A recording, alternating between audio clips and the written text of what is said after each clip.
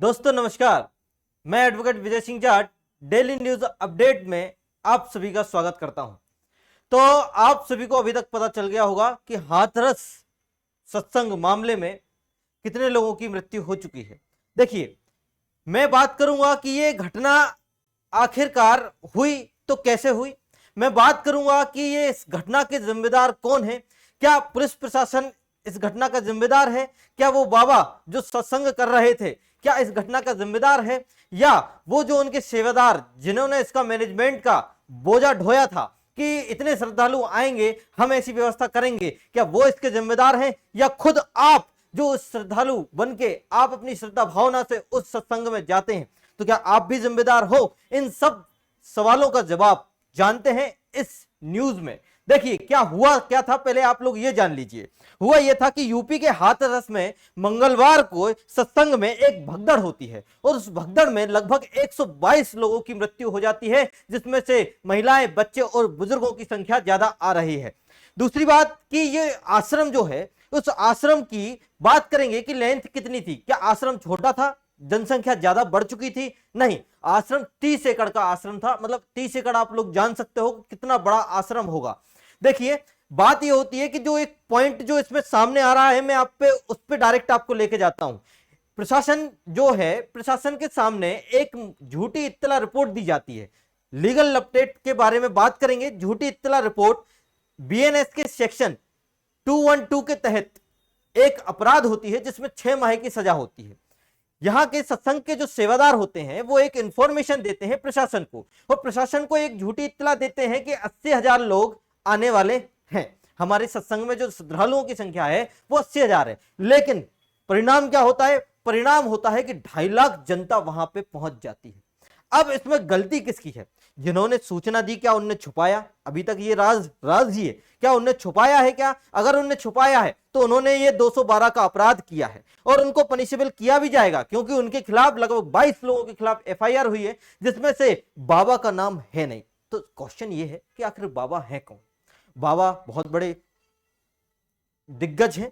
बाबा के बारे में आप लोग क्या जानते हो? मैं बात श्रद्धालुओं की सेवा भावना, क्योंकि हमारी भारतीय जनता ऐसी है जो बहुत श्रद्धालु होती है, बहुत श्रद्धा से काम करती है। सब चीजें अच्छी हैं, क्योंकि हम भी भारतीय हैं, सब चीजें अच्छी हैं। लेकिन क्या आप बाबा के बारे में जानते हैं? बाबा का बैकग्राउंड जानते हैं? बाबा का असली नाम क्या है? तो बाबा का असली नाम है सूरजपाल। बाबा का असली नाम है सूरजपाल नाम है। बाबा पहले हेड कांस्टेबल थे, वो भी यूपी में थे, और उनपे यौन शोषण का आरोप लगा था, जिनको उन्हें अपने हेड कांस्टेबल के पद से बर्खास्त कर दिया गया था। बाबा और क्या करते थे? बाबा पे ऐसे 5 मुकदमे और चलते थे। बाबा को जेल हुई। जेल के बाद बाबा ने ज्ञान देना प्रारंभ किया और उन्हें अच्छे अच्छे उपदेश दिए, जिससे पर डे उनके पास 12,000 जनता डेली आने लगी। अब बात करते हैं कि चलिए ये तो था बाबा, तो बाबा क्या बाबा आरोपी होगा क्या इस सत्संग को देते हुए? नहीं, बाबा आरोपी इसमें नहीं माने जाएंगे। इसमें आरोपी कौन हो सकता है, क्या हो सकता है, ये सिर्फ और सिर्फ इस लेक्चर को सुनने पे आपको समझ में आएगा। सुनते रहिए। बाबा पे एक जमीन हथियाने का आरोप भी हुए। जमीन हथियाने का मतलब कब्जा करने का आरोप भी बाबा पे लगा हुआ है। यहाँ पे एक श्रद्धा की भावना ये है कि यहाँ पे माना जाता है कि बाबा जो पानी पिलाते हैं, मतलब यहाँ पे जो पानी पिलाते हैं, उससे लोगों का क्या हो जाता है? उससे लोगों का बीमारियां ठीक हो जाती हैं, उससे लोगों की बीमारियां ठीक हो जाती हैं, ये यहां पे ऐसा बोला जाता है। तो ये तो श्रद्धा की भावना थी। अब बात करते हैं कि आखिर इस जो घटना है, जो दिल दहलाने वाली घटना है, इसका जिम्मा किसने दिया? आपने, या पुलिस प्रशासन ने, या वो सेवादार? और एक चीज जो कि सामने आ रही है, यहां पे सेवादार एक आर्मी के रूप में जाने जाते हैं, मतलब वो काली ड्रेस पहने रहते हैं, वो सेवादार होते हैं। सेवादार ने भी मैनेजमेंट अच्छा किया था, पुलिस प्रशासन का मैनेजमेंट भी अच्छा था, लेकिन एक जगह इन लोगों की गलती थी। या गलती आपकी हो सकती है, वह गलती या तो उस प्रशासन की हो सकती है, वह गलती या तो उस सेवादार की हो सकती है, वह गलती या तो बाबा की हो सकती है, किसी की भी गलती हो सकती है, लेकिन जान जाने वाले आप लोग हो। जान किसकी गई? उन श्रद्धालुओं की गई। अब आप एक चीज सोच के देखिए मेरे साथ, ना मैं किसी पे एलिगेशन लगा रहा हूं, ना मैं किसी को बुरा भरा बोल रहा हूं। आप एक चीज सोचिए, वहां पे चरणों की धूल लेने के लिए बाबा की, और उन्हें भोले बाबा के नाम से जाना जाता है, उनको लेने के लिए कुछ श्रद्धालु बने। श्रद्धा बहुत अच्छी होती है। अगर मैं तो बोल रहा हूं इंसान में भगवान देखने लगते हैं लोग, तो वो भी कोई बुरा नहीं है। आजकल जो इंसान आपके लिए कुछ कर रहा है तो वो भगवान का रूप ही होता है, ठीक है।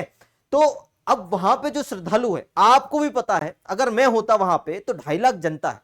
अब 2.5 लाख जनता में से या तो मैनेजमेंट व्यवस्था ऐसी होनी चाहिए कि उन सबकी रो बनी हो, तो वहां पे कुछ भी नहीं था ऐसा। वहां पे वॉलेंटियर पानी का छिड़काव भी हुआ और वो छिड़काव से लोग गिरे, गिरने से लोगों में उथल पुथल मची, और वो सिर्फ एक ही चीज के कारण, उन चरणों की धूल लेने के कारण।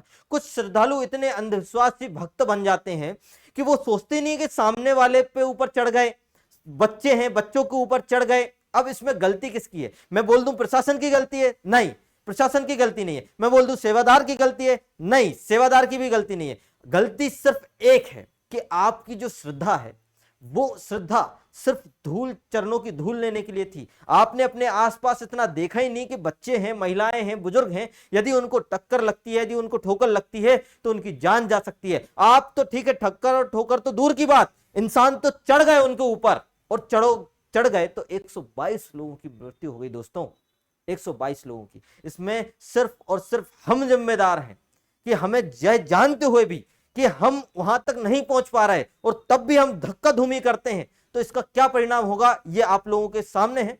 और साथ ही साथ मैं एक ये चीज भी बता रहा हूं कि 22 लोगों पे यहाँ पे एफआईआर हुई है, और जिसमें बाबा का नाम नहीं है, और 22 लोगों की एफआईआर के साथ साथ ये जो मुकदमा बनने वाला है, मुकदमा यही बनेगा कि इनने झूठी इंफॉर्मेशन दी है प्रशासन को, जिस कारण से प्रशासन मैनेजमेंट नहीं कर पाया। और मैं प्रशासन से भी एक अपील करना चाहूंगा कि अपील ये है कि प्रशासन पहले से अवगत रहता है इन सब चीजों के बारे में। पहले भी एक ऐसी दुर्घटना सामने आई थी, बागेश्वर बाबा जी के उसमें सत्संग में हुआ था ऐसा।